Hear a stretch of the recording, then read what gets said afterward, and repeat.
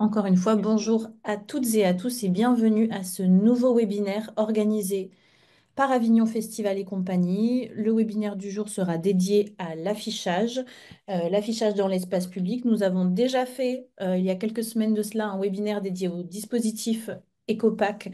Vous pouvez le Donc, retrouver sur la chaîne webinaire sur YouTube. l'affichage. Bon, Ouais. en principe, c'est enregistré. Voilà.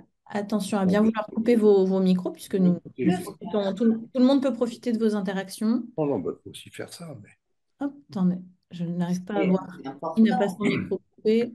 c'est enregistré normalement. C'est enregistré, tu peux le réécouter après? Normalement, oui.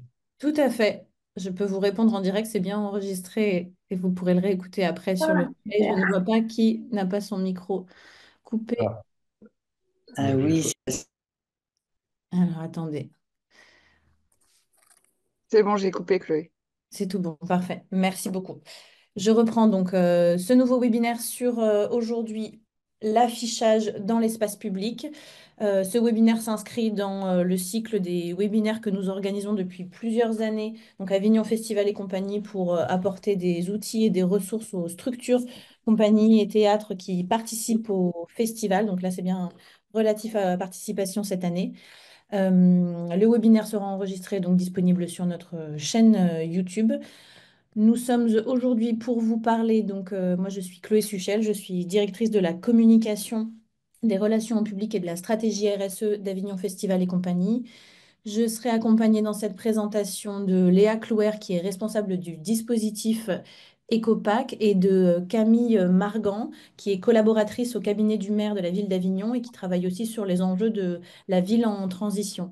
Et je vois aussi parmi les participants que nous avons Marie-Claire Neveu, qui est présente aujourd'hui, qui est membre du conseil d'administration d'Avignon Festival et compagnie, donc représentante des compagnies et aussi administratrice déléguée à l'éco-transition au sein de l'association. Je n'ai pas vu l'ensemble des participants, donc je ne sais pas s'il y a d'autres membres du conseil d'administration qui sont présents aujourd'hui, mais en tout cas, nous sommes là pour vous répondre et pour vous accompagner. Donc, n'hésitez pas. On va commencer tout de suite. Léa, je ne sais pas si tu veux Ouais, lancer le PowerPoint et on va commencer le... donc avec l'arrêté municipal, juste pour vous recontextualiser. Pardon. L'arrêté municipal, il est donc édité par la ville d'Avignon. Et pour rappel, donc c'est vraiment un cas un petit peu particulier, un modèle unique qui se passe pendant le temps du festival Off Avignon, où les compagnies, historiquement, affichent leurs spectacles dans la ville. Avignon, comme toute ville de France, par défaut, l'affichage y est interdit. Et donc, pour permettre cet affichage pendant cette durée, la ville vient éditer un arrêté municipal qui autorise l'affichage sous certaines conditions. Et c'est de ça dont on va parler aujourd'hui. Pour préciser tout de même que cet arrêté, il définit bien uniquement ce qu'il se passe dans l'espace public. Tout ce qui relève des espaces privés, des commerces, ça relève du privé. Et donc, sur le principe, il faut, si vous souhaitez afficher dans des espaces dits privés, il faut avoir, en principe, l'accord des propriétaires. Et si vous n'avez pas l'accord des propriétaires, de la même manière, vos affiches peuvent être enlevées. Mais pour le coup, ce qui ne relève pas de l'espace public n'est pas réglementé par cet arrêté municipal. Voilà. On va commencer. Camille, je vais te laisser la parole sur la présentation de l'arrêté, ses contours et son principe. Pourquoi cet arrêté? Qu'est-ce qu'il vient prévoir et quelle est son importance pour la ville d'Avignon? Oui, bonjour. Je suis Camille Marquand. Je travaille avec le maire d'Avignon sur les enjeux de la transition sur la ville d'Avignon. Donc, ce matin, pour vous parler de l'affichage, donc, comme le disait Chloé, il permet d'autoriser quelque chose qui est interdit initialement. Dans l'objectif d'allier à la fois ce qu'on pourrait appeler un folklore du Festival d'Avignon et des enjeux de protection de l'environnement et du cadre de vie. Donc cet arrêté, si vous l'avez déjà vu les années précédentes, on l'a un peu repris dans ses plus grands points et réorganisé pour qu'il soit le plus lisible possible. Donc il va déterminer les dates d'affichage, les endroits sur lesquels il est interdit d'afficher, pour des raisons à la fois de patrimoine, comme je le disais auparavant, de cadre de vie, mais aussi de sécurité sur l'espace public. Et puis rappeler aussi le nombre de tracts et affiches qui sont autorisés à l'affichage et à la distribution. Et enfin, comme dans tout arrêté municipal, la question du traitement de l'infraction et donc le montant de l'amende si jamais il y a une infraction. Donc c'est un arrêté qui apporte un cadre dans l'objectif de mesurer un peu tout ça.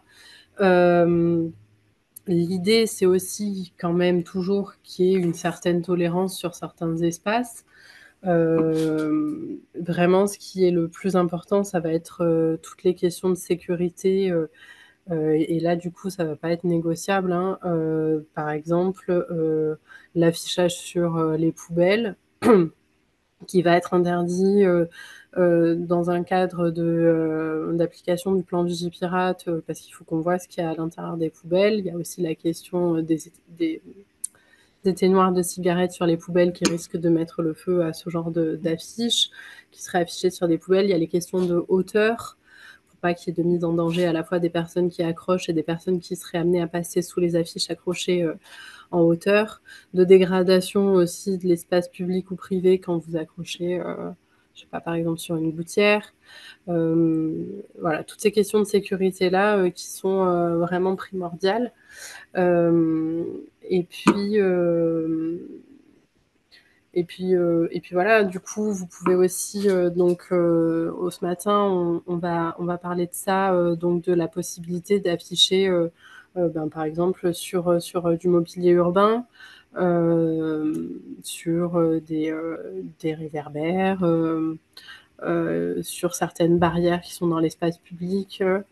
Voilà. Moi, là, je suis là ce matin pour parler un petit peu de ce cadre-là et éventuellement répondre aussi à vos questions si vous en avez. Est-ce que je continue là-dessus? Ouais, je peux peut-être juste reprendre en précisant, donc on l'a vu sur la première slide, que donc les conditions vraiment très spécifiques à cette année, c'est que l'affichage sera autorisé à partir du 3 juillet et à partir de 22 heures. Et comme les années précédentes, les quantités maximales autorisées par spectacle sont de 150 affiches et de 5000 tracts. Je voudrais juste repréciser aussi sur le propos que si on travaille depuis plusieurs années aux côtés de la ville sur ces sujets, ce n'est pas par plaisir de poser de la réglementation, mais c'est aussi pour répondre à des enjeux de transition éco-responsable, puisque il y a plusieurs années de cela, on est parti du constat en fait que l'affichage qui était complètement dérégulé représentait des centaines de tonnes de déchets en fin de festival. Et donc, il est important de pouvoir à la fois participer au folklore, mais en même temps, il faut pouvoir apporter des réponses à ces enjeux et de voir de quelle manière on peut penser de nouveaux usages qui puissent à la fois participer à ce folklore et en même temps limiter et prévenir la production de déchets. Donc, c'était tout l'objectif aussi au départ pour nous de notre côté de pouvoir vous offrir un service que sont les éco-packs et aussi de pouvoir travailler à la limitation de la quantité d'affiches par spectacle. Voilà, juste en petit préambule, on peut peut-être continuer sur les différents espaces. Pour le moment, il n'y a pas particulièrement de questions dans le chat, si ce n'est des questions auxquelles on a déjà répondu. Donc, on peut peut-être continuer sur la limitation avec les espaces qui sont interdits et sacralisés. Oui, alors certains espaces sont sacralisés. La plupart d'entre eux, c'est pour des raisons. Alors, les premiers, Place Pie, Saint-Jean-le-Vieux, c'est pour des raisons de circulation et de sécurité. La place du Petit Palais, la place du Palais des Papes, ça va être par contre pour des raisons patrimoniales. C'est un secteur qui est classé au patrimoine mondial de l'UNESCO, donc qui doit être aussi préservé de tout un tas d'affichages, implantations, de mobilier, etc. Il y a un cadre très restreint sur ces espaces-là. La place Crillon, la place de l'Horloge, c'est aussi des espaces sur lesquels on a interdit l'affichage, notamment parce qu'ils sont très circulés, très passants en période de festival. Et les grilles de clôture des jardins, ça va être aussi pour des questions. Bon, déjà, le jardin du Rocher des Dons, il n'est plus accessible cette année. Le square agricole Perdiguet, le jardin, le verger urbain 5, ça va être à la fois pour limiter l'amoncellement d'affiches et de déchets dans ces espaces-là, mais aussi pour des raisons de sécurité, d'affichage en hauteur sur des grilles, de masquer la vue dans des jardins clos. Enfin voilà. Vous me demandez s'il y a une carte des lieux. Il y a une carte qui a été éditée par la ville qui va être du coup partagée auprès de Avignon Festival et compagnie. Qu'est-ce que je pouvais vous dire d'autre? Donc ça, c'est des espaces, nous, où on interdit, donc l'arrêté interdit l'affichage sur ces espaces-là. Il y a un lieu qui revient souvent aussi dans les demandes, c'est une résidence qui est rue des Lys, où il y a un affichage, où il y a une très grande grille. Donc là, c'est un espace qui est privé. Il y a des années où cet espace où la résidence tolère l'affichage sur ces grilles-là. D'autres années où il est restreint sur ces grilles. A priori, il était question de la hauteur de l'affichage sur ces grilles-là, et d'affichage aussi sur les bâtiments. Sur les grilles, ce serait OK à une certaine hauteur, mais pas sur les bâtiments. Peut-être préciser, Camille, par rapport au jardin du Rocher des Dons, puisque je pense que les non-avignonnais et non-avignonnaises ne sont peut-être pas au fait de... Ouais, le jardin du Rocher des Dons est en travaux. Donc c'est un jardin c'est le jardin qui est à proximité immédiate du Palais des Papes. Et donc il est fermé cet été. Il réouvrira au printemps prochain. Donc il n'est pas possible d'y accéder. Il y aura un jardin éphémère qui va être installé sur la place du Petit Palais, juste pour votre information. Il est en cours d'installation. Il permettra de vous asseoir, de vous promener, de vous rafraîchir sur cet espace-là d'Avignon. Je sais pas, Je vais reprendre, peut-être préciser parce que je vois une question sur pourquoi 22 heures et pas avant. Peut-être préciser les raisons qui font qu'on reste sur une horaire tardive, c'est pour des raisons de sécurité. Hein. Oui, Mais c'est ça.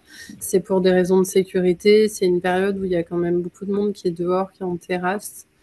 Il y a beaucoup de circulation piétonne en début de soirée. L'idée, c'était de repousser pour permettre que ça se fasse en bonne cohabitation des usages de l'espace public. Donc à la fois que les gens qui sont usagers des restaurants et des terrasses ne soient pas mis en danger, entre guillemets, par les afficheurs. Et que tout ça puisse se faire en bonne entente. Et du coup, 22 heures, ça permet aussi qu'il ne fasse pas trop chaud, du moins plus trop chaud, pour les personnes des compagnies qui vont afficher. Marie-Claire, tu voulais intervenir Oui, sur le... c'est aussi pour compléter, on a aussi des compagnies qui sont encore en montage technique en fait ces Oui. jours-là. Et que plus on commence tard, plus on permet une forme d'équité afin que le maximum de personnes puissent des mails à l'affichage en même temps. Voilà.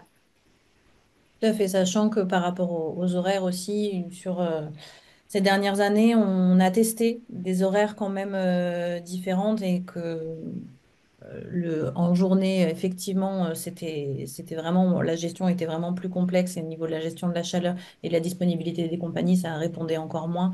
Et donc là, c'est quand même un compromis qu'on a réussi à trouver. Donc, ça sera jamais idéal pour tout le monde, mais c'est ce qui répond quand même au plus grand nombre. Pour tout ce qui est J'ai intervention et questions, pour le moment, on vous laissera les noter dans le chat et on y reviendra après. On va continuer puisqu'il y a sûrement des choses j'ai une petite va aborder. précision que je souhaitais aborder.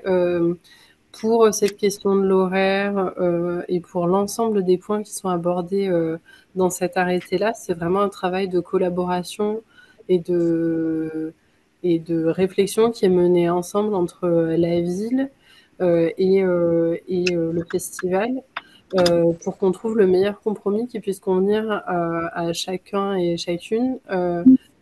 Autant la ville et ses services dans la gestion de l'espace public, et des déchets qui sont engendrés aussi par tous ces éléments d'affichage et de publicité des spectacles, de mise en sécurité aussi à la fois des personnes qui affichent que des passants. Donc voilà, c'est vraiment un travail de longue haleine pour qu'on soit au maximum dans le compromis pour satisfaire le plus grand nombre des parties. Je vais reprendre la parole si vous voulez pour présenter plutôt les critères définis donc, dans l'arrêté municipal en termes de critères d'éco-responsabilité. Donc tout d'abord pour toutes les personnes qui sont passées par le dispositif EcoPack sur l'inquiétude autour des critères, il n'y en a pas car vous avez forcément respecté les critères de qualité parce que comme Camille le disait, c'est vraiment une collaboration et donc nous on fait appel à des imprimeurs qui répondent aux critères de qualité définis dans l'arrêté municipal. Et en passant par le service EcoPack, vous avez aussi été forcément limité en termes de quantité au palier maximum défini par l'arrêté. Donc, il faudra uniquement vous concentrer sur les lieux et méthodologies d'affichage pour votre affichage dans l'espace public. Donc, ça c'était pour les personnes qui sont passées par le dispositif EcoPack, qui est maintenant clôturé, hein, je le rappelle. Pour toutes celles qui ne sont pas passées par le service EcoPack, mais qui souhaitent néanmoins afficher pendant le festival, ce sera possible. Il faudra juste répondre donc aux critères de qualité. Donc, vous devez les voir apparaître à l'écran. Et vous pouvez aussi accéder dans les documents ressources de votre espace compagnie à une fiche pratique qui récapitule tous ces critères. Donc, il faudra bien respecter les critères de qualité la qualité du papier. Donc, un papier 70 ou 100% recyclé et une encre écologique. En règle générale, c'est de l'encre végétale qui est proposée par les imprimeurs. Et pareil, bien répondre à ces limitations en termes de quantité, que ça soit pour une question de gestion des déchets ou encore une fois pour une question aussi d'équité entre les compagnies pour permettre à tout le monde de pouvoir faire la promotion de son spectacle dans l'espace public de manière équitable. Cette année, le dispositif de stickers que vous avez pu peut-être rencontrer les années précédentes a été modifié. Donc, vous n'aurez plus besoin d'apposer ces stickers sur vos affiches. Il vous faudra uniquement répondre aux critères et envoyer donc vos justificatifs à l'adresse qui s'affiche à votre écran et que nous pourrons vous communiquer aussi si vous le souhaitez dans le chat. Il suffira donc d'envoyer un mail à cette adresse mail afin que les services de la ville puissent vérifier que vous êtes bien en conformité avec les critères demandés en termes d'éco-responsabilité et de quantité. Encore une fois, si vous avez des questions sur l'arrêt des stickers et le nouveau procédé à suivre, Une fiche technique est disponible dans les documents ressources de votre espace personnel et je peux aussi vous la communiquer via l'adresse mail ECHO que vous connaissez sans doute déjà. Voilà, je ne sais pas s'il y a des questions au sujet vraiment. Non, je veux juste repréciser parce que c'est vrai qu'on en a conscience, il y a souvent de la confusion entre les macarons Ecopack que nos équipes apposent sur les affiches et qui relèvent des affiches qui passent par le service Ecopack et ces stickers qu'on avait proposés en plus. Là, ce dont vient de parler Léa, c'est vraiment l'arrêt exclusivement des stickers. Donc, encore une fois, si vous passez par Ecopack, vous n'êtes pas concerné par tout ça. Il y Euh, avait une question. Si on imprime des affiches cartonnées, c'est tout bon sans le papier FSC mixte 70 ou 100%? il faut que ce carton soit du carton recyclé. Qui répond aux critères. Normalement, c'est possible. Moi, j'ai pu aussi faire des recherches de mon côté sur des imprimeurs en ligne qui sont capables de proposer ces critères. Pareil, n'hésitez pas à revenir vers nous par mail si vous êtes un peu perdu en termes de prestataires. On peut vous conseiller des sites ou imprimeurs qui pourront répondre à ces critères, en tout cas qui sont capables de vous proposer du papier ou du carton qui répondent à ces critères. On peut avancer parce qu'il y a pas mal de questions, mais qui sont plutôt enfin, des choses dont on va parler sur le type de dispositifs qui sont possibles. Donc, on peut avancer, on va y répondre à vos différentes interrogations.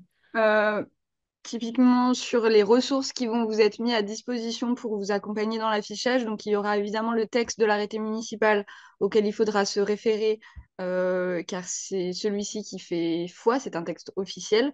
Nous, à Avignon Festival et compagnie, on travaille également à vous mettre à disposition un guide d'accompagnement pour complémenter justement l'arrêté municipal et les cartes qui seront mises à disposition par la ville. Ce guide vous sera proposé courant juin. Dans tous les cas, vous l'aurez avant la date du 3 pour votre affichage. Celui-ci sera communiqué via les documents ressources de votre espace compagnie ou théâtre, comme le reste des documents. Je vais revenir peut-être sur la page avec voilà, les interdictions en termes de mode d'affichage, pardon, dans l'espace public. Je vois une question qui demande si on peut mettre des affiches sur un vélo. Totalement. Votre vélo vous appartient, vous êtes libre de le recouvrir d'affiches si vous le souhaitez. La seule particularité, c'est en fait les dispositifs qui sont mobiles, qui sont interdits sur le domaine public. Donc typiquement, tout ce qui est kakémono qui serait laissé rue de la République, ça, c'est pas OK. Après, je vois là dans les questions, il y a quelqu'un qui demandait... Pourtant, ils sont nombreux devant les théâtres, ça rentre aussi dans l'espace public, j'imagine.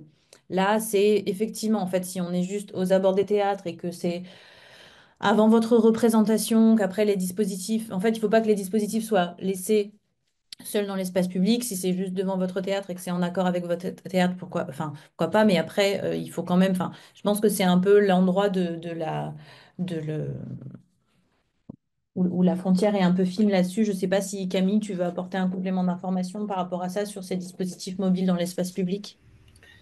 Oui, en fait, ça avait été vraiment noté dans l'arrêté pour cibler les compagnies qui vont laisser un élément un peu de décor ou un kakémono ou quelque chose la journée entière, peut-être place de l'Horloge par exemple, ou sur l'espace public comme ça pour faire un genre d'appel ou évoquer quelque chose pour le passant et le laisser dans la rue.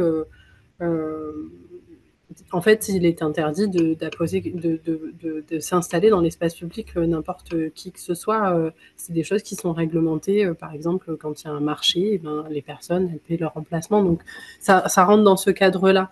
On ne peut pas s'installer comme on veut sur l'espace public. Donc oui, vous pouvez déposer un kakémono devant un théâtre avant une représentation, vous promener avec quelque chose pour vos parades, mais laisser quelque chose. L'idée, c'était de cibler les dispositifs qui sont laissés toute la journée, par exemple, ou une grosse partie de la journée. Voilà. Et on peut peut-être un peu rentrer dans le détail là des différents espaces. On a parlé tout à l'heure des problématiques que posaient les poubelles ou tout ce qui était en hauteur, mais il y a aussi tout le côté des arbres, des Oui. arbustes. La ville est notamment engagée dans une charte de l'arbre et donc c'est aussi un aspect important Oui, oui, à respecter. La ville d'Avignon a produit une charte de l'arbre urbain pour encadrer les pratiques, quelles qu'elles soient, autour de l'arbre en ville et protéger la biodiversité, même en ville. Euh, donc, il est interdit d'accrocher des affiches, des guirlandes, des choses à des arbres. Euh, cette pratique-là, elle est importante. Elle est d'autant plus importante quand il s'agit de platane, parce qu'il y a une maladie qui est très répandue sur les arbres de notre région, c'est le chancre coloré du platane. Et c'est extrêmement enfin, grave. Hein. La plupart des arbres qu'on abat, ce sont des platanes qui sont atteints par cette maladie-là et qui sont malades et dangereux. Et ça se propage très vite. Donc on essaie d'encadrer aussi tout ça pour ça. La question aussi des arbustes et des espaces naturels, c'est vraiment pour préserver ces plantations en ville qu'on déploie quand même depuis de nombreuses années dans le centre d'Avignon. Le tiret dessous cette question des arbres, c'est la signalisation routière. Pareil, il faut faire super attention. À la fois, vous pouvez accrocher sur un poteau, mais il faut vraiment que tous les panneaux soient visibles euh, pour le bon respect du code de la route. Les gouttières, balcons, balustrades, garde-corps, là, on est plutôt sur des sujets de sécurité et de hauteur, de risque de chute de matériel et de dégradation des gouttières et balustrades. Les jardinières et les bacs à plantes, alors là, il y a quand même une certaine tolérance selon comment c'est installé, mais l'idée, c'est toujours de préserver les plantations. Euh, alors, les corbeilles à déchets et les palissades de chantier, là, ça va être plutôt pour des questions de sécurité, de visibilité de ce qui se passe derrière ces espaces-là. Voilà pour moi. La question des interdictions générales aussi qu'on avait sur mettre plusieurs affiches au même endroit, c'est pour éviter aussi un déploiement entre guillemets inutile d'affiches avec des murs d'affiches similaires et des guirlandes d'affiches similaires qui créent vraiment beaucoup de déchets.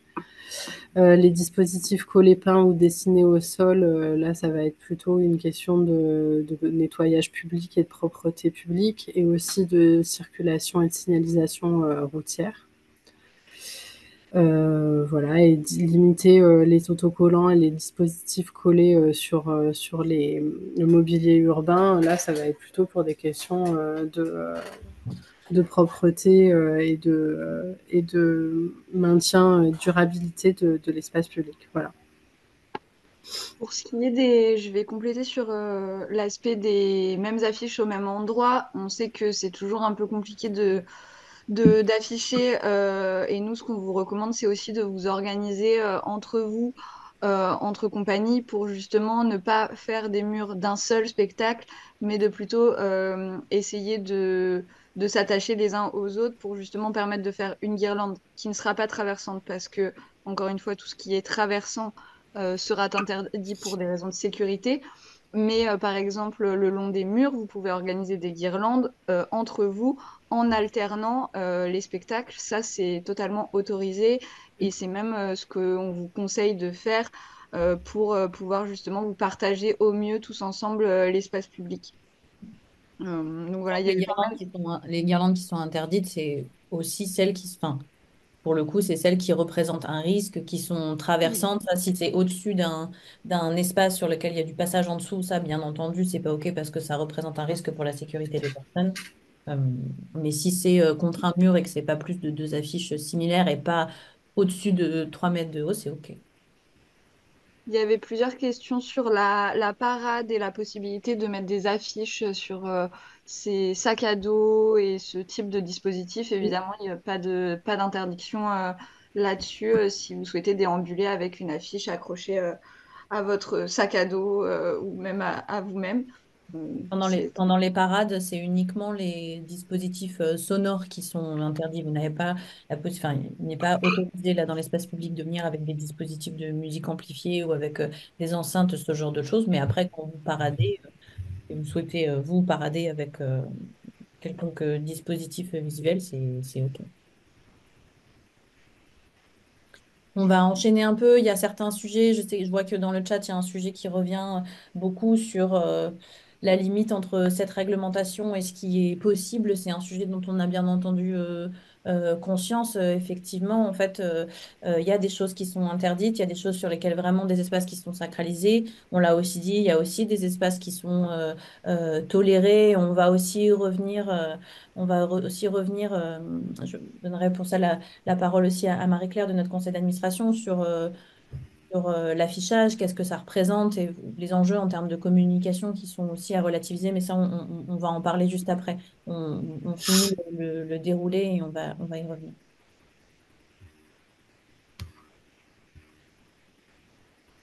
Léa, si tu voulais avancer le Ouais. PowerPoint. Oui, pardon. Donc ça, les zones sanctuarisées. De toute façon, voilà. Après, là, j'allais répondre à une question sur est-ce qu'il y a des exemples de bien, pas bien. Encore une fois, c'est quelque chose sur lequel je travaille pour votre guide d'accompagnement, sur des exemples réels des bonnes méthodes d'affichage, entre guillemets, ou en tout cas des méthodes qui ne seront pas soumises à une potentielle contravention. Euh, et encore une fois, les choses qu'il ne faut surtout pas faire pour des raisons de sécurité, principalement. En termes de lieux aussi, je voyais des questions sur les cartes et vraiment définir des zones. Encore une fois, on vous mettra à la disposition les cartes éditées par la ville en complément de l'arrêté municipal. Et pareil, dans le guide d'accompagnement, vous aurez des exemples photographiques pour toutes les compagnies, par exemple, qui ne connaissent pas Avignon. Vous aurez vraiment une banque d'images des lieux sur lesquels il ne faut pas afficher et à contrario, une banque d'images avec les lieux qui sont autorisés. Là, tous les documents en ressources dont on vous parle et enfin, dont Léa vous a parlé, c'est des choses qui comme tous les documents qu'on vous met à disposition seront donc sur votre espace compagnie, votre espace théâtre. Donc le même espace qui vous a permis à procéder à votre inscription au programme et au service, vous avez un espace document ressources et un espace Ecopac où du coup on vous met tout ça à disposition. Et dans tous les cas, on double aussi toujours les informations avec des mailings. Vous recevrez cette information. Si jamais vous ne les recevez pas, vous pouvez aussi nous contacter directement à l'adresse echo@festivalofavignon.com. On vous remettra l'adresse dans le chat, mais en tout cas, toutes ces informations, vous allez y avoir accès. Là, à ce jour, l'arrêté municipal est en cours de signature au sein des services juridiques et administratifs de la ville, donc on ne va pas être en mesure de vous l'envoyer à la fin de ce webinaire, mais ça ne saurait tarder. Normalement, au plus tard début juin, vous recevrez l'arrêté municipal 2025.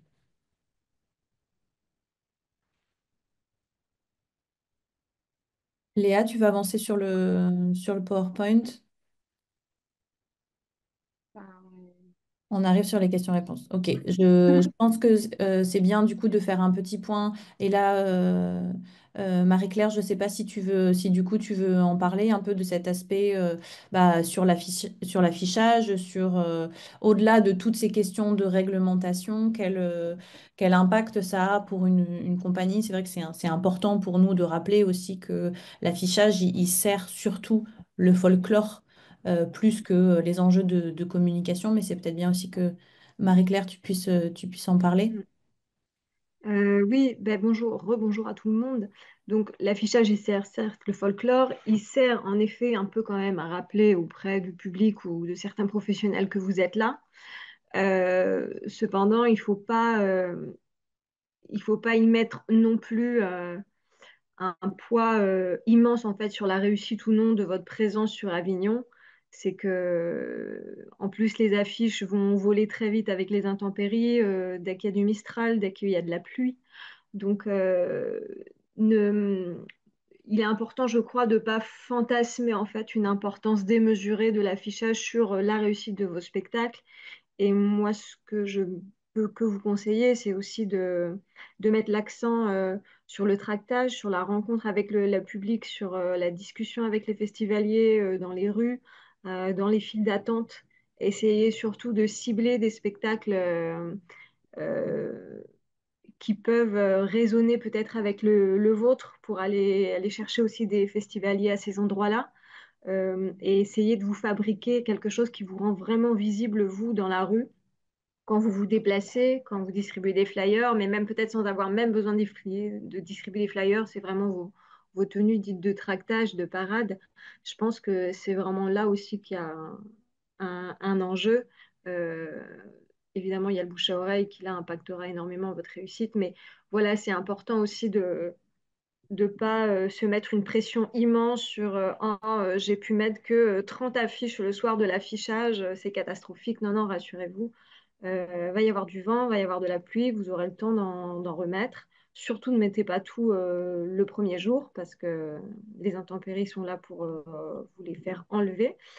Et aussi, une affiche bien affichée, c'est une affiche vraiment correctement fixée aux quatre coins par de la ficelle. Si vous les affichez à l'arrache en les mettant à la volée comme ça, vous pouvez être sûr que 24 heures, 48 heures plus tard, elles ne sont plus là.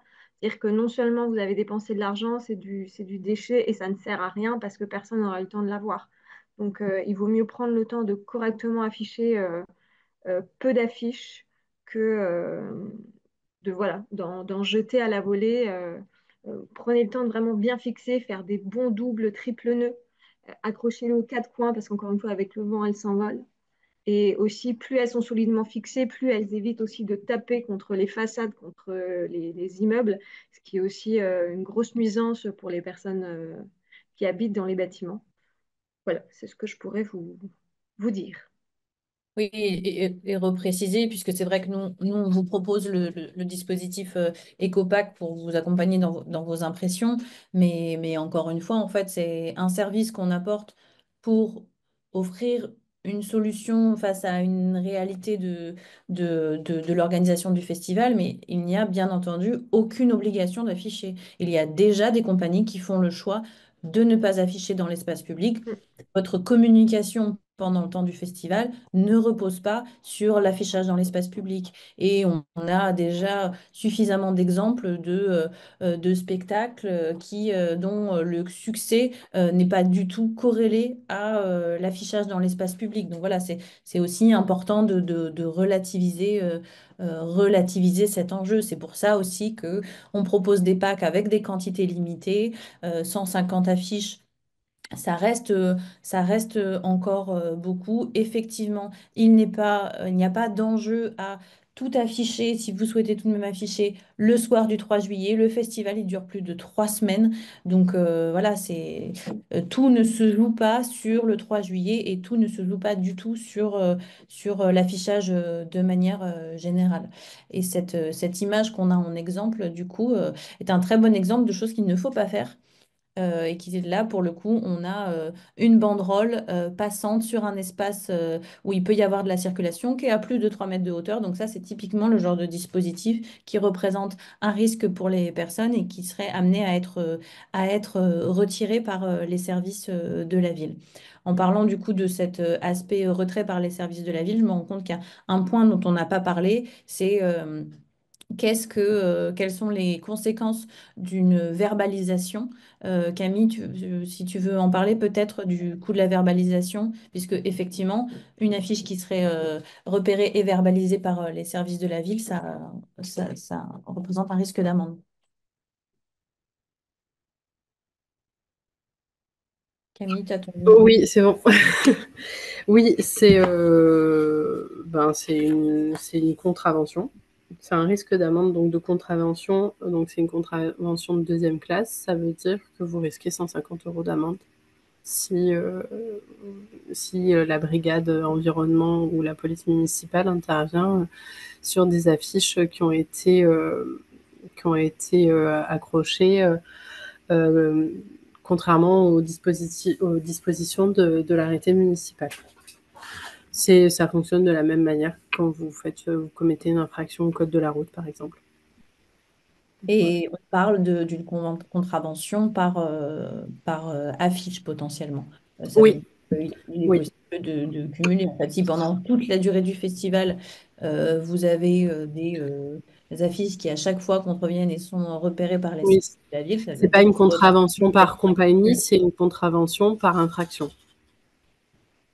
C'est comme ça qu'il faut l'envisager, quoi. Marie-Claire, tu voulais compléter sur l'accroche et le... Oui, parce que je vois qu'il y a des questions sur comment on accroche, etc. Donc, il faut accrocher avec de la ficelle qui est biodégradable, enfin de la ficelle en chanvre.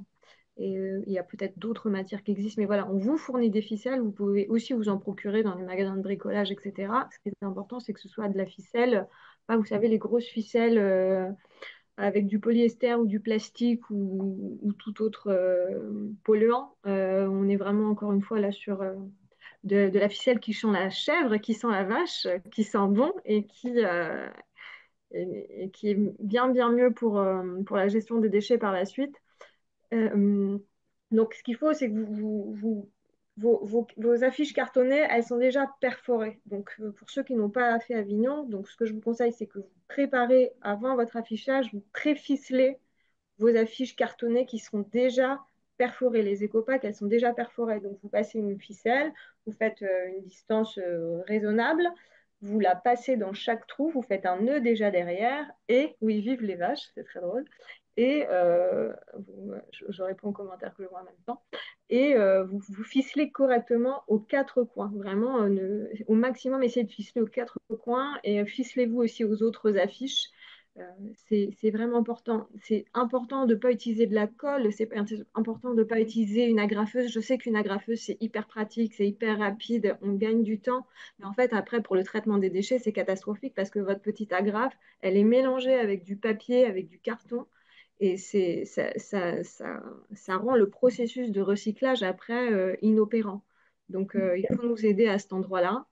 Et De voilà, toute façon, pour compléter ça, les dispositifs d'accroche sont aussi réglementés dans l'arrêté municipal et seule la ficelle biodégradable est autorisée. Donc, colle, scotch, agrafe sont interdits dans l'arrêté municipal. Je reviens sur un point aussi qui fait beaucoup question parce que je n'ai peut-être pas été claire sur le sujet, pour la question de la parade et de la musique. En fait, la musique amplifiée est interdite dans l'espace public. Donc, si vous voulez parader avec de la musique non amplifiée, c'est OK, mais vous ne pouvez pas parader avec de la musique amplifiée. Donc, si, vous ne pouvez pas parader avec une enceinte, un micro, une guitare électrique branchée, mais vous pouvez parader avec une flûte et un ukulélé. C'est possible. Moi, je veux revenir aussi sur les personnes qui n'ont pas d'affiches cartonnées et qui n'ont que des affiches souples. Vous pouvez les contrecoller avec de la colle écologique sur du carton recyclé pour les rendre plus résistantes. Après, pour ce qui est affiché en extérieur, encore une fois, il est vrai que des affiches souples, vous allez être forcément beaucoup plus impacté par les intempéries. Donc, on vous recommande de les contrecoller sur du carton, mais encore une fois, ce carton doit être du carton recyclé. Et pour aussi compléter avec ce que Marie-Claire Neveu disait, faire bien attention de ne pas utiliser donc de la ficelle avec un pelliculage plastique qui empêcherait donc le bon recyclage. De même, pour les impressions et le contrecollage sur du carton, il faut absolument qu'il n'y ait aucun autre matériau que du papier ou du carton recyclé pour justement permettre le bon tri des déchets. Donc ça passe et par la ficelle et par les affiches en elles-mêmes. J'espère que j'ai été claire. Ouais. Et pour repréciser par rapport à ce que disait Marie-Claire, Marie-Claire vous a dit que la ficelle était fournie, on l'a fournie aux ceux qui passent par le dispositif Ecopac. Si vous ne passez pas par les Ecopac, on ne fournit pas la ficelle. Je voudrais rajouter un point dont on n'a pas parlé, c'est que nous, en tant qu'Avignon Festival et compagnie, dans les choses qu'on met aussi en place en parallèle pour vous accompagner dans cet affichage, on a une équipe qui est pilotée par Léa, qui est une équipe de prévention et de médiation à l'affichage et qui, du coup, est composée de 3 personnes qui, pendant le festival, en tout cas sur les 10 premiers jours du festival, circulent dans la ville pour constater des affiches qui pourraient contrevenir et prévenir les compagnies euh, le cas échéant, prévenir les compagnies qu'il y a potentiellement un risque et les inviter à désafficher. Donc là, c'est vraiment uniquement une équipe qui est là pour vous accompagner et vous prévenir en cas de risque de prévention. Donc, ce n'est pas du tout une équipe qui a il n'y a pas du tout d'ambition et de cadre de législation sur le sujet. Enfin voilà, c'est pas une équipe qui va, elle, je vais trouver mes mots, pardon.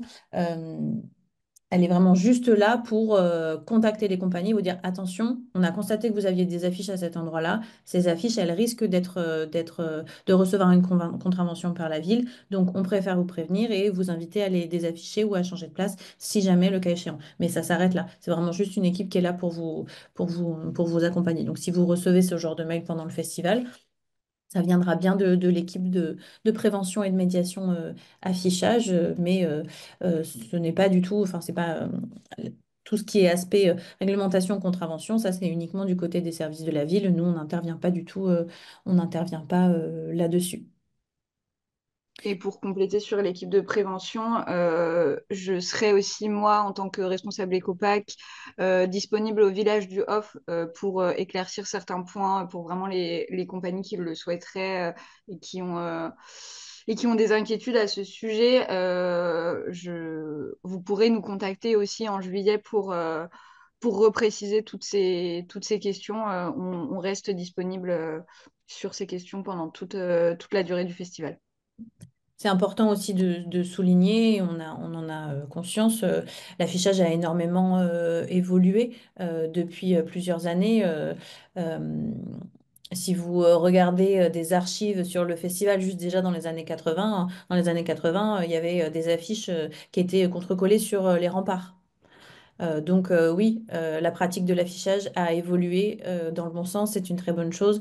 Il y a encore des efforts à produire. On a bien conscience que effectivement la réglementation est contraignante et que ça laisse pas beaucoup de place pour l'ensemble des compagnies. Mais encore une fois, c'est aussi pour ça que c'est important d'avoir des quantités réduites, que il y a des espaces qui sont strictement interdits, il y en a d'autres qui sont tolérés, comme on a dit par exemple les lampadaires, comme on a pu le dire aussi sur certains des mobiliers urbains tant qu'ils ne sont pas sacralisés. Donc oui, effectivement, ça demande un effort de la part de tout le monde d'accepter de réduire, de minimiser aussi l'impact de cet affichage sur vos enjeux de communication. Vous avez déjà suffisamment d'enjeux en termes de diffusion pour aussi vous concentrer sur les interactions directement avec le public. Voilà, l'affichage peut-être n'est pas le centre de votre, euh, de vos enjeux en termes de communication pendant le temps du festival. Marie-Claire, tu voulais... Oui, concernant les affiches souples, il semblerait que des personnes découvrent en fait à cet endroit-là. Il y a des affiches souples que vous pouvez afficher chez les commerçants. Mais à partir de là, ça ne dépend plus, nous, de notre espace, puisque c'est des espaces qui appartiennent aux commerçants. Donc, quand vous arrivez sur le festival, ou plutôt et le mieux, faites le tour des commerçants de la ville et vous pouvez aller mettre une affiche chez les commerçants, sur leurs vitrines, dans leurs toilettes, etc. Les commerçants prennent des affiches. Oui, et pareil pour les affiches souples.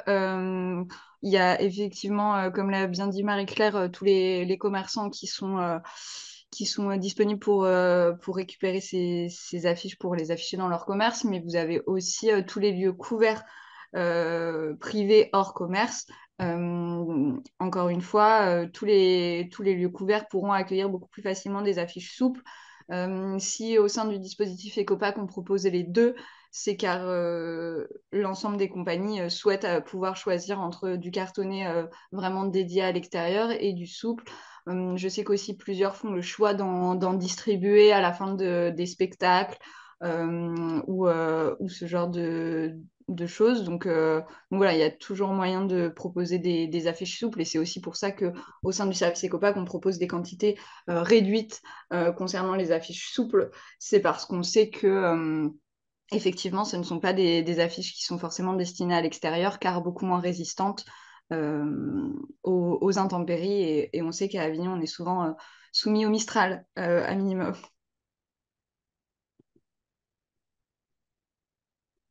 J'essaie de rattraper un peu Ouais, moi aussi. dans le chat, parce qu'il y a eu beaucoup de choses.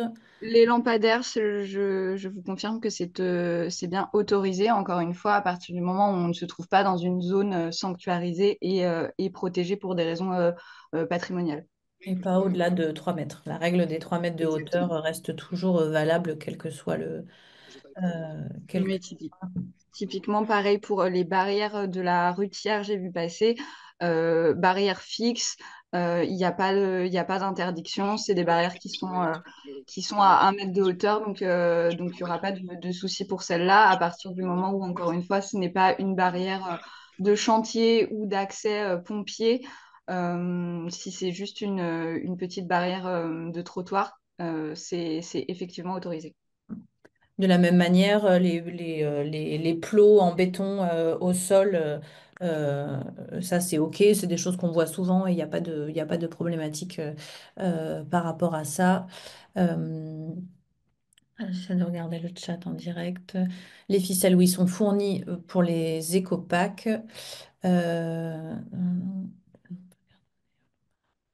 Peut-on parader avec des boissons alcoolisées sans vente? C'est une question que nous n'avions jamais eue. Là, ça relève de la réglementation de la consommation d'alcool sur l'espace public. Je ne sais pas si c'est la question, mais pour le coup, le festival et tout ce qui se passe dans l'espace public relève des règles communes existantes déjà dans le cadre de toute ville. Donc, la consommation sur l'espace public est interdite. La parade ne fait pas exception. Euh, Est-il possible de distribuer des goodies avec des infos sur le spectacle lors des parades? Oui, ça, les goodies ne sont pas réglementés dans l'arrêté municipal. Après, toujours de la même manière, hein, c'est important d'avoir en tête d'être attentif à tout ce qui peut être production de déchets qui ne se retrouvent pas dans l'espace public, mais en tout cas, il n'y a pas d'interdiction relative aux goodies euh, pendant les parades. Effectivement, et on en a conscience, on l'a déjà dit, hein, une fois qu'on a fait le tour de l'ensemble des points qui sont réservés, il est vrai et on en a conscience, il y a une difficulté à identifier les points qui sont clairement OK. C'est pour ça qu'on produit des guides et des supports qu'on va vous fournir, là, qui sont en train d'être finalisés par l'équipe de Léa. Donc ça fait partie des outils qu'on vous mettra à disposition.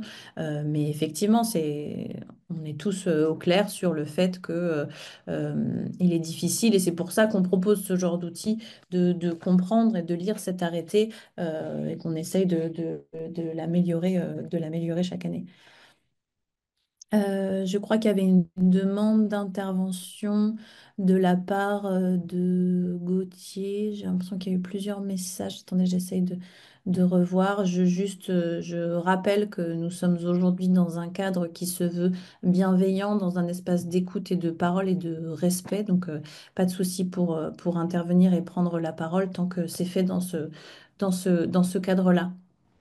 Si Gauthier, vous souhaitez intervenir, j'ai l'impression qu'il y avait une demande. Oui, on m'entend là? Oui, tout à fait. Oui, je voulais dire que bon, moi j'ai commencé en 2000, hein, donc j'ai vu comment les choses évoluaient. J'ai vu apparaître les banderoles qui n'existaient pas au début.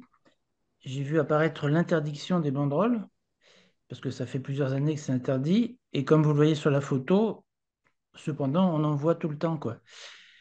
Et elles sont pas retirées, en fait, elles restent là 15 jours. Donc, en fait, on a toujours l'impression que les honnêtes gens sont pénalisés par rapport à ceux qui ne respectent pas le règlement.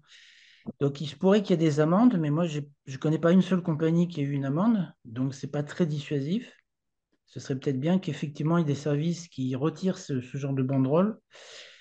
Deuxièmement, les gouttières, c'est 80-90% des emplacements où je mets mes affiches chaque année, malgré les interdictions, parce que sinon, il y a pas de place. La routière, d'accord, c'est vite encombré. Tout le monde met sur les gouttières, c'est-à-dire que chaque gouttière contient en général 3-4 affiches, partant du bas jusqu'en haut, jusqu'à hauteur d'échelle. Donc l'essentiel des affiches à Avignon sont mises sur les gouttières. Donc l'interdiction sur les gouttières, c'est pas très réaliste. Quand j'ai démarré en 2000, il y avait 600 spectacles, ou peut-être même 500, et la ville était recouverte d'affiches. Maintenant, il y a 1500 spectacles, donc 3 fois plus. Il n'y a absolument pas de place. Donc, il y a des compagnies astucieuses, mais surtout très malhonnêtes, qui n'affichent pas le premier soir, attendent que tout soit affiché, et ensuite, tranquillement, arrachent les affiches des autres et prennent la place. Je veux dire qu'on en est là. Le problème, c'est qu'on est trop nombreux, il y a beaucoup trop d'affiches. Et ce que je veux dire, c'est que là, on soigne les symptômes, mais on ne s'attaque pas au vrai problème, qui est la surpopulation du festival. Donc, quoi qu'il en soit, interdire les gouttières, je peux vous le dire, ça n'est pas réaliste. Ou alors, il faut vraiment interdire l'affichage, mais interdire les gouttières qui représentent 80% des emplacements. Moi, je peux vous le dire, j'afficherai sur les gouttières, quoi qu'il arrive. Ou alors, je jette mes affiches à la poubelle directement. Voilà, c'est tout ce que je peux vous dire. Par rapport au réalisme des interdictions.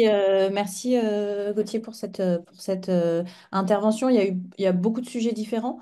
Euh, on va revenir peut-être, Camille pourra répondre sur les problématiques que représentent effectivement les gouttières et donc pourquoi c'est toujours ajouté. Marie-Claire, tu voulais intervenir sur en réponse, je vois que tu avais levé la main. Oui, salut Gauthier, je comprends tout à fait ce qu'il nous partage. Euh, c'est aussi pour ça qu'on réglemente à 150 affiches maximum, parce qu'on est beaucoup plus de compagnies qu'en 2020 et que du coup, on est obligé de limiter le nombre. Parce que si tout le monde arrive avec, à une époque, on pouvait en mettre beaucoup plus des affiches et c'était catastrophique. Donc, on est obligé de limiter le nombre, justement pour répondre à cette problématique de beaucoup de spectacles. Les banderoles, elles ne sont pas interdites, elles sont interdites à partir du moment où on le passe dessous. C'est-à-dire qu'il y a si c'est une banderole contre une façade, c'est-à-dire qu'il n'y a pas la possibilité de, elles ne sont pas traversantes, elles sont autorisées à cet endroit-là. Euh, je pense qu'il faut un peu de temps pour qu'en effet les bonnes pratiques descendent et s'intègrent au niveau des compagnies. Et plus on sera nombreux à tenter de les respecter et à ne pas arracher les affiches des autres, etc., euh, moi, je suis sûre qu'on va y arriver. Si malheureusement, il y a quelques compagnies qui procèdent ainsi, ben, c'est malheureux, mais c'est- c'est comme ça. Et à propos des gouttières, moi, ça fait 10 ans que je fais le festival et j'ai jamais eu besoin d'accrocher sur les gouttières. J'ai toujours réussi à accrocher autrement. Euh, il y a, dans ce qui va être toléré, c'est des points de façade où on peut s'accrocher des fois entre des grilles. Il y a toute la grille rue des Lys. Alors, je sais qu'on est beaucoup, mais voilà, il y a plusieurs quand même endroits où on arrive toujours à trouver le moyen de s'accrocher sans que ce soit dangereux ni gênant. Mais j'entends que c'est problématique et il faut qu'on fasse aussi un point sur tous les lieux qui seront tolérés pour vous aider lors de l'affichage. Voilà. Pour ce qui est aussi de réagir là sur chaque année, il y a des verbalisations, hein. Chaque année, effectivement, il y a des verbalisations. Chaque année, il y a aussi des affiches qui sont décrochées. Ça, c'est peut-être quelque chose qui, dans le volume et que représente le festival, c'est peut-être difficile de percevoir, mais déjà toutes les places qui sont sacralisées, aujourd'hui, on n'y trouve plus d'affiches, alors qu'il y a quelques années, il y avait vraiment des banderoles de partout. Donc si les services de la ville sont actifs, travaillent pendant toute la durée du festival, c'est aussi un travail qui est très peu visible, mais les services de la ville sont aussi mobilisés pendant quasiment un mois après la fin du festival pour continuer de retirer ces affiches et tout ce qui s'ensuit. Donc le travail ne s'arrête pas à la fin du festival, mais peut-être que Camille, tu veux réagir sur ce... Ouais, Voilà. sur les deux points. Il y a des interventions de police municipale conjointe avec la brigade environnement. En général, c'est pas la première semaine, mais a priori sur la deuxième semaine pour retirer les fameuses guirlandes quand elles sont donc dangereuses. Et puis, il y a des procès-verbaux qui sont dressés aussi à ces occasions-là et puis tout au long du festival, mais il y a en général au moins une grosse action coup de poing, voire deux. Il y a des articles de presse qui avaient été faits l'année dernière et l'année d'avant là-dessus. Peut-être que le AFC peut les partager si jamais. Moi, je dois les avoir en archive. Si vous le souhaitez, je peux vous les faire passer. Donc ça, c'était le premier sujet que je voulais faire. Donc il y a vraiment des compagnies qui sont verbalisées et qui portent réclamation aussi régulièrement sur ces verbalisations auprès de nous. Donc c'est qu'elles existent. L'autre sujet, par rapport aux gouttières, c'est une remontée des propriétaires là pour le coup, parce qu'ils peuvent subir des dégradations quand il y a des affiches et qu'elles sont arrachées et que ça coûte cher de remplacer une gouttière. Globalement, c'est à peu près comme ça que ça se passe. Il y a des personnes qui le tolèrent, il y en a d'autres qui expressément accrochent un panneau sur leur gouttière en demandant de ne pas afficher, comme d'autres personnes accrochent sur les grilles à leurs fenêtres, des demandes de ne pas afficher sur leur façade. Voilà, donc ça c'était vraiment une remontée plutôt des habitants du centre-ville plus particulièrement et d'Avignon en général. Pour compléter aussi de mon côté, effectivement, si aussi il y a moins de verbalisation, c'est aussi parce que on travaille justement à prévenir les compagnies les 10 premiers jours principalement. On a vraiment une grosse activité où on vous prévient en fait des affiches qui risqueraient une amende pour que vous ayez l'occasion de l'enlever. Et typiquement l'année dernière, je crois qu'au total, on a dû envoyer plus de 1500 mails. Et donc, des compagnies ont pu intervenir sur leurs affiches et les mettre en conformité avec l'arrêté avant d'être verbalisées. Le but, c'est aussi de faire comprendre les règles sans avoir besoin justement de pénaliser financièrement les compagnies, d'où le travail de médiation et de prévention que l'on peut faire en début de festival principalement. Et ça me permet d'aborder aussi une question que j'ai vue passer sur la dépose des affiches. Euh, L'arrêté municipal et AFSC vous invite à procéder vous-même à la dépose de vos affiches, mais ce n'est pas une obligation légale et vous pouvez donc les laisser, ce qui du coup entraîne un travail justement en post-festival des services de propreté pour justement procéder à la dépose de toutes ces affiches et au bon tri pour le recyclage. C'est pour ça aussi que voilà, vous êtes invité à le faire vous-même à la fin de votre dernière représentation. Si ce n'est pas effectué, vous n'aurez pas d'amende pour ne pas avoir déposé, mais par contre, voilà, vous êtes quand même invité à le faire pour participer justement au nettoyage de la ville après le festival. Voilà, je ne sais pas si j'ai été Moi, je voudrais juste rajouter un point aussi par rapport à ce qui a été dit tout à l'heure et pour quand même rajouter une petite touche positive, il y a quand même de plus en plus de pratiques de mutualisation et d'entraide entre les compagnies.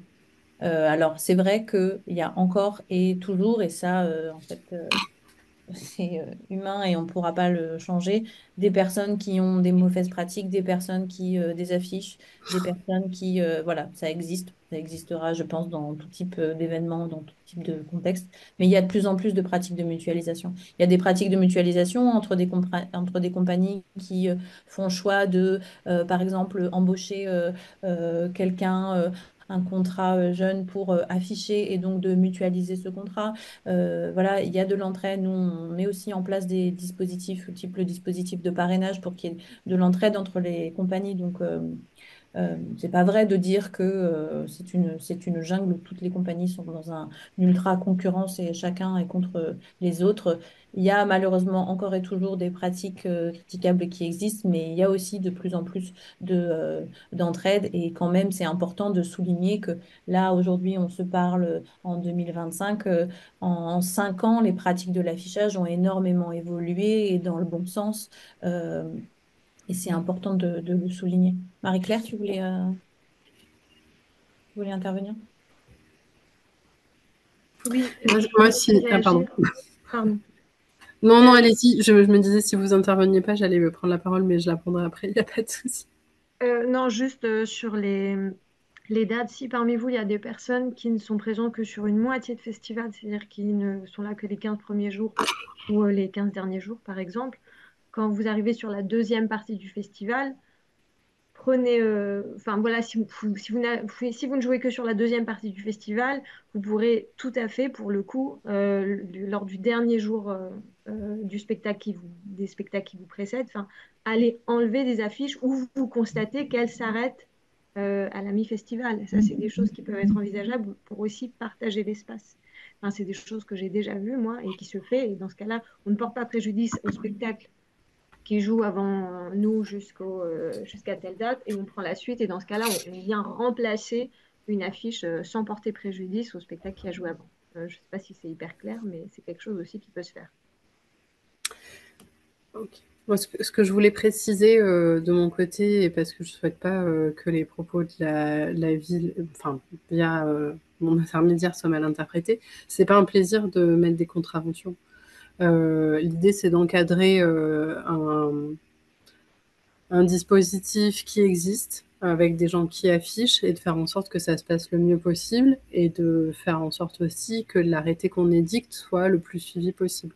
Donc on travaille avec le festival ensemble. Vous avez, enfin le festival a des équipes qui font du suivi et qui vous informent quand vous êtes en irrégularité. Et après, si ça perdure, c'est à ce moment-là qu'il y a des interventions et des contraventions.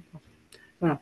Nous, on fait en sorte que ça se passe mieux pour vous. On sait que c'est pas toujours évident pour les compagnies, que une contravention de 150 euros, ça peut peser lourd sur un budget, surtout quand on rentre d'un mois de Festival d'Avignon. Donc voilà, c'est pas un objectif que de mettre des contraventions. Mais il y a un moment aussi où il faut intervenir, sinon on s'embête pas et dicter un arrêté si on passe pas derrière pour le faire respecter. Mais l'objectif, ouais, c'est que tout le monde profite au mieux de son festival dans les règles les plus justes possibles. Je voulais reprendre la parole là sur les questions de mutualisation. Si c'est effectivement votre premier festival, que vous n'avez pas forcément de contact, il y a plusieurs choses qui sont possibles. Déjà, c'est intéressant de vous reposer sur votre théâtre quand c'est possible et de demander à vos interlocuteurs, interlocutrices au sein du théâtre s'il est possible de vous mettre en relation avec les autres compagnies qui jouent dans le même lieu, parce que ça peut vous servir sur un certain nombre de pratiques. Et après, nous, on a d'autres espaces qui sont disponibles sur lesquels vous pouvez rentrer en lien.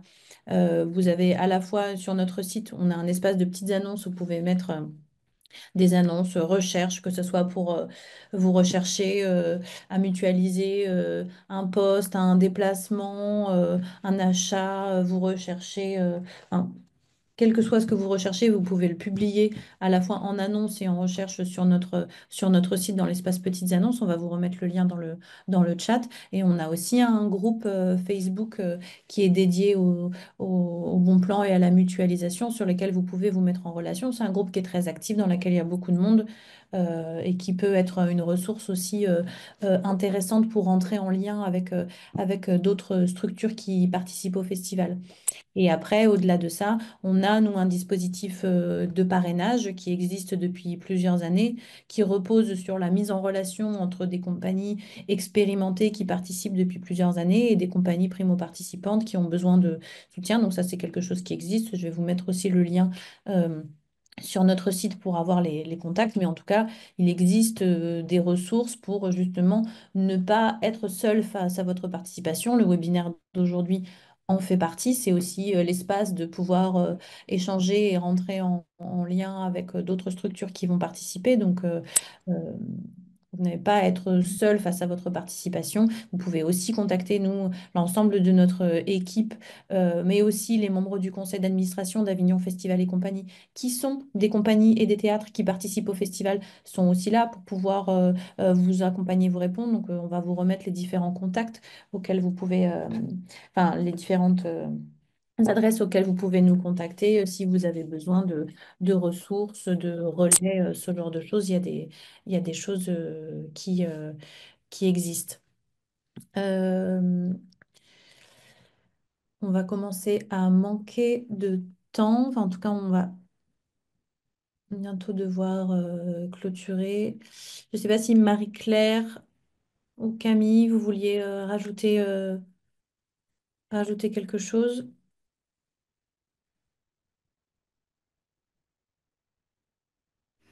Si, peut-être que, voilà, nous, Ville d'Avignon, on cherche à faire en sorte que le festival soit un temps heureux et agréable pour tout le monde. Si jamais vous avez aussi des remarques et des demandes, vous pouvez nous solliciter euh, en direct quand vous êtes présent au festival, ou sinon aussi via l'adresse email qui est sur l'arrêté et qu'on vous a partagé, ou via le festival qui nous retransmettra vos demandes si vous avez des questions ou des points à éclaircir sur l'affichage et d'autres thématiques, bien entendu. Il n'y a bien entendu, ce que je vois là, une question dans le chat, il n'y a bien entendu aucune obligation de passer par le service Ecopac. Alors déjà, le service Ecopac est à ce jour clôturé. Il est depuis la fin de semaine dernière. Donc dans tous les cas, si vous n'êtes pas passé par Ecopac, ce n'est plus possible pour cette année. C'est désormais fini, mais c'est juste un service optionnel qu'on vous propose et il n'y a pas du tout d'obligation de le faire. Je vois aussi sur les questions sur tout ce qui est goodies, encore une fois, l'arrêté municipal réglemente uniquement les affiches, les tracts et les dispositifs mobiles ou autocollants dans l'espace public. Après, est-ce que vous produisez pour votre spectacle, au-delà de vous inviter, vous inciter à être attentif au sourcing de vos produits et en limiter la production, il n'y a pas du tout d'obligation. Le webinaire est bien entendu enregistrer. Le temps après la fin de ce webinaire de laisser notre équipe faire le montage et le publier sur notre chaîne YouTube. Elle sera disponible début de semaine prochaine, donc vous pourrez le reconsulter. L'ensemble des documents ressources dont on vous a parlé, que ce soit l'arrêté municipal, les guides d'affichage, seront disponibles sur votre espace compagnie. Et on va vous remettre aussi l'adresse mail de contact. On va prendre une dernière Marie-Claire, finir avec Marie-Claire et après il faudra qu'on arrête. J'avais pas vu que ma main était encore levée, pardon. Non, je vois qu'il y a Elena qui pose plusieurs questions, qui semble chercher une solution pour accrocher ses affiches. Même si Ecopac là est fermé, il reste encore pour vous la possibilité de, si vous voulez absolument des affiches cartonnées, parce que c'est vraiment beaucoup plus pratique pour un affichage en ville, de commander chez un fournisseur en respectant les critères des affiches cartonnées, même si c'est que 50. Rassurez-vous, ça pourra déjà suffire. Donc, au lieu de peut-être essayer de trouver une solution complexe, vous parlez de rubans adhésifs biodégradables, etc. Moi, je pense que vos affiches ne tiendront pas. Des affiches souples dans la rue, volantes, ça ne tient pas. Donc, soit vous les encollez avec une colle éco-responsable sur du carton, soit vous procédez à une autre commande qui respecte les critères qui ont été indiqués. Et encore une fois, l'affichage, c'est important, mais il n'y a pas que ça. Euh, donc, prenez le temps plus de vous créer un beau kakémono où vous serez hyper visible en déambulant dans la rue. Je vous assure que ça aide aussi beaucoup. Un Quelqu'un kakémono. à votre sac et pas disposé sur l'espace public. Sur vous, je veux dire.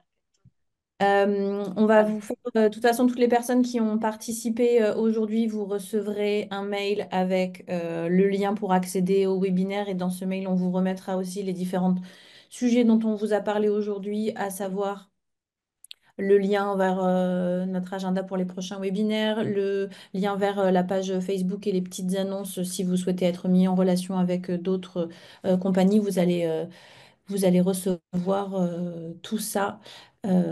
Et le temps file très vite. Je vois qu'il y avait une main levée. C'est la dernière intervention qu'on prendra parce qu'après, il faut qu'on arrête. Michael Dufour, je ne sais pas si vous voulez prendre la parole. Oui, bonjour.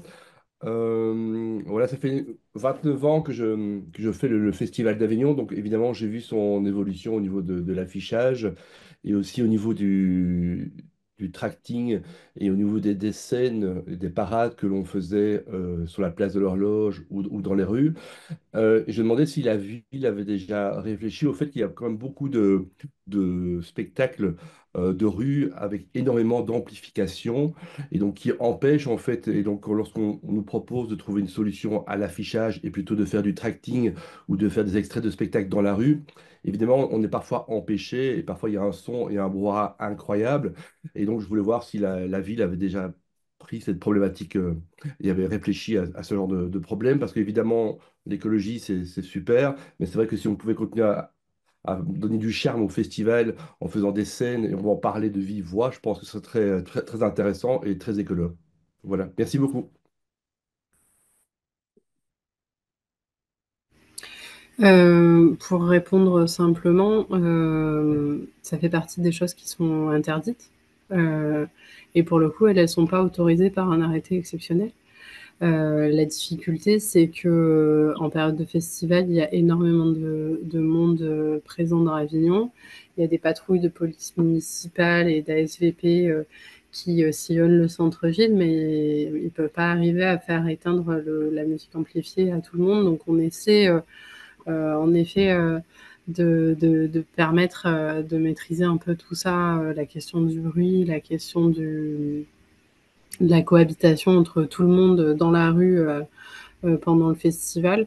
Mais en tout cas, non, c'est pas autorisé normalement l'amplification. Alors il y a un certain cadre où on est tolérant, notamment quand il s'agit d'espaces où il y a des compagnies qui viennent parader, par exemple. Mais on pourrait, on pourrait envisager en tout cas de le faire, de transmettre cette information-là, d'apporter une vigilance par la police municipale à la question du bruit pour permettre une bonne cohabitation entre tous. Il n'y a pas eu une réflexion dédiée puisque c'est une pratique qui normalement n'est pas tolérée dans l'espace public. Voilà.